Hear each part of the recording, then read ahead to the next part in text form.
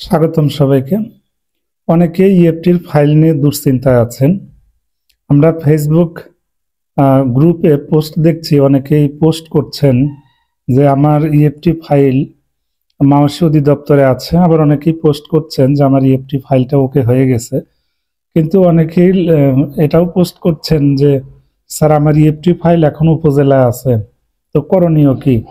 কারণ অনেকের ফাইলই ওকে হয়ে গেছে, তো আমাদের ইএফটির ফাইলগুলো কবে নাগাদ ওকে হবে বা আদৌ হবে কিনা এটা নিয়ে অনেকেই দুশ্চিন্তা আছেন। তো তাদের উদ্দেশ্যে বলতে চাই, দেখেন প্রত্যেকটা অধিদপ্তরের বা প্রতিষ্ঠানের কিন্তু একটা সুনির্দিষ্ট সময় আছে।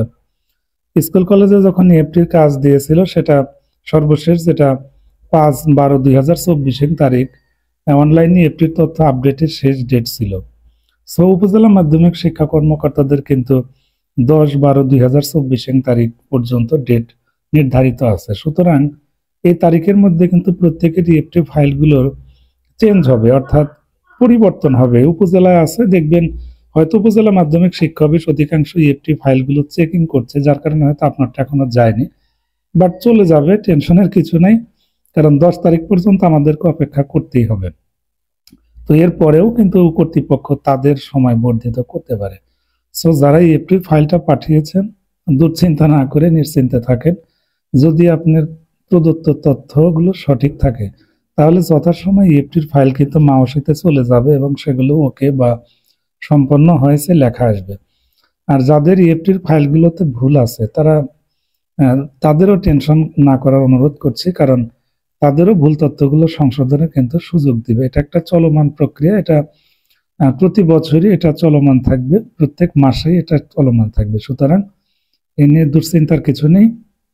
তো আশা করছি আমরা আজকে যেহেতু 8 তারিখ, মাধ্যমিক শিক্ষা অফিসের কিন্তু এখনো 2 দিন সময় হাতে আছে। আশা করছি এই 2 দিনের মধ্যে প্রত্যেকের ইএফটির ফাইলগুলো যে স্ট্যাটাস সেটা পরিবর্তন হবে। হয়তো আজকে উপজেলায় আছে, প্রতিনিয়ত চেক করবেন অনলাইনে এমপি ইউজার আইডি এবং পাসওয়ার্ড দিয়ে ঢুকে ইএফটির ফাইলের অবস্থানগুলো চেক করবেন যে অ্যাকচুয়ালি এগুলো উপজেলায় আছে, জোনাল অফিসে আছে নাকি মাওসী অধিদপ্তর আছে। স্ট্যাটাসগুলো চেক করবেন, টেনশনের কিছু নাই। তো আপনার ইএফটির ফাইলটা ওকে হয়ে যাক এটা প্রত্যাশা করি, আর সকলের ফাইলই ওকে হোক এটা প্রত্যাশা করি। তবে তথ্যে ভুল ভ্রান্তি থাকলে সেগুলো কিন্তু ফেরত আসবে, এটা নিশ্চিত থাকেন। আর এগুলো সফটওয়্যারে কিন্তু ধরা পড়ে যায়, সকল তথ্যগুলো অ্যাকুরেট থাকলে অটোমেটিক্যালি সেগুলো ওকে লেখা হয়ে যায়, আর বাকিগুলো কিন্তু বাতিল বা ফেরত এরকম লেখা আসে। সো যাদের ইএফটি ফাইলে প্রবলেম আছে সেগুলো ব্যাক আসবে, টেনশনের কিছু না, আবার সেগুলোর তথ্য সংশোধন করে পুনরায় পাঠাতে পারবেন। এছাড়াও কারোর পদবিতেও যদি কোনো বড় ধরনের মিস্টেক থেকে থাকে সে ব্যাপারেও কিন্তু কর্তৃপক্ষ অবগত আছে। আপনারা নিয়মিত ফেসবুকে দেখবেন